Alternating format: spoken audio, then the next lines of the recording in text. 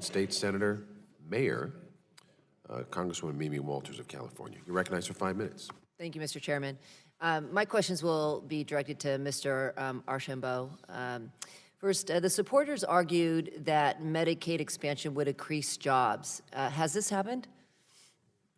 Well, there's been a number of studies where the consultant predictions have been very off, whether it be enrollment or jobs. And in particular, there Iowa, Tennessee, where there were predictions of gains in hospital jobs and healthcare jobs as it related to expansion, and that's the opposite has actually taken place, where there's been a loss in healthcare jobs.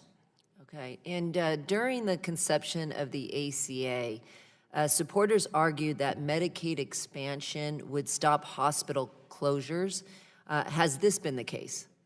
So it certainly has not stopped hospital closures. In a number of states, hospitals have still closed. And I think it's important to realize that the supporters' claims that it is a silver bullet to stop closures has not been true. So I could list off Arizona, Massachusetts, a number of these states that have expanded and hospitals have still closed. Okay, and finally, Medicaid expansion was projected to lower emergency room use. However, you pointed out that the evidence suggests that emergency room use has increased after expansion, and that many emergency room visits by Medicaid beneficiaries were deemed to be avoidable. Can you explain what might have led to this outcome?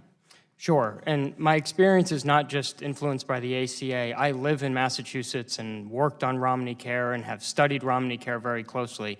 And one of the things that becomes apparent is, both in the expansion population and the traditional Medicaid population, is folks are not getting coordinated care because they're showing up to the ERs at a much higher rate than those that are privately insured or even uninsured. And so as a result, these are the questions that we need to ask about the effectiveness of the program, the quality of care that individuals are getting. And there's been a number of surveys looking at how many of these visits are avoidable. And unfortunately, at least in Massachusetts, those surveys found that 55% of Medicaid visits to the ER were unavoidable. Okay, thank you. I believe my time has expired.